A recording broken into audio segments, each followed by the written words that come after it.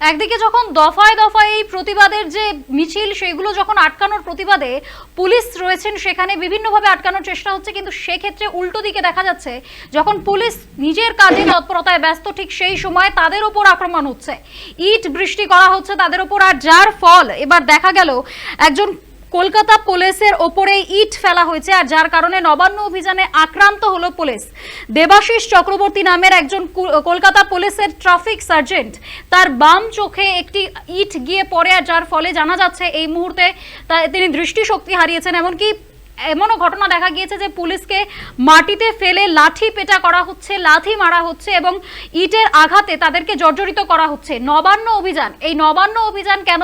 পশ্চিমবঙ্গ ছাত্র সমাজ, coat unquote যে পশ্চিমবঙ্গ ছাত্র সমাজ, তাদের তরফে এই যে নবান্ন অভিযান, সেই নবান্ন অভিযানের বিভিন্ন জায়গায় উত্তেজনা ছড়ায়। ঠিক তখন কলকাতা পুলিশের বিভিন্ন জায়গায় তারা ছিলেন এবং সেই সব মিছিলকে, সেই সব অভিযানকে তারা আটকানোর চেষ্টা করেছিলেন। ইট বৃষ্টি থেকে শুরু করে ওয়াটার ফ্লো সমস্ত কিছু কলকাতা পুলিশ ব্যবহার করেছেন, কিন্তু তার পাল্টা হিসেবে কলকাতা পুলিশের ওপর ইট বৃষ্টি করা হয় সাধারণ মানুষের তরফে। এটা ঠিক কোন দিক থেকে দেখছে সকলেই, কারণ এটা একটা জায়গায় যদি আমরা ধরি প্রতিবাদ, অন্য জায়গার ক্ষেত্রে কিন্তু রীতিমতো নাশকতার ছক হয়ে যাচ্ছে। কারণ প্রতিবাদ যদি হয়ে থাকে, প্রতিবাদ যদি মানুষ করতে থাকেন, তাহলে সেক্ষেত্রে কলকাতা পুলিশের ওপর আক্রমণ করাটা একটা বড় প্রশ্ন উঠে আসে যে পুলিশের ওপর আক্রমণ হচ্ছে, আর সে আক্রমণ এমন যে সেখানে কোনো কলকাতা পুলিশের যিনি ডিউটিতে কর্মরত রয়েছেন সেই মুহূর্তে তার দৃষ্টিশক্তি হারিয়ে যাচ্ছে।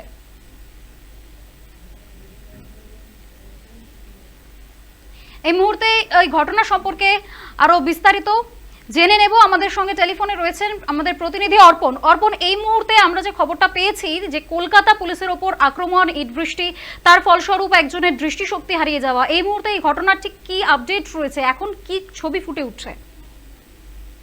একেবারে বৃষ্টি, গতকাল যে নবান্ন অভিযানের ডাক দিয়েছিল ছাত্র সংগঠনের তরফ থেকে, এবং সেই তাতেই কিন্তু আক্রান্ত হতে হয়েছে এই কলকাতা পুলিশ আধিকারিককে, এবং সেই ছবি কিন্তু আমরা দেখাতে পেরেছি। যেটা আমরা জানতে পারছি যে পুলিশকে লক্ষ্য করে কিন্তু ইট বৃষ্টি করা হয়েছিল গতকাল হাওড়ার তোমার বেশ কিছু জায়গায় যেখানে যেখানে ব্যারিকেড করা হয়েছিল সেই জায়গায় কিন্তু পুলিশকে লক্ষ্য করে ইট বৃষ্টি করা হয়, এবং তারই জেরে কিন্তু এক পুলিশ কর্মীর চোখে কিন্তু গুরুতরভাবে তার আঘাত পায়, এবং আজ যেটা জানতে পারছি যে তার চোখ নাকি অর্থাৎ দৃষ্টিহীন তিনি নাকি হয়েছেন।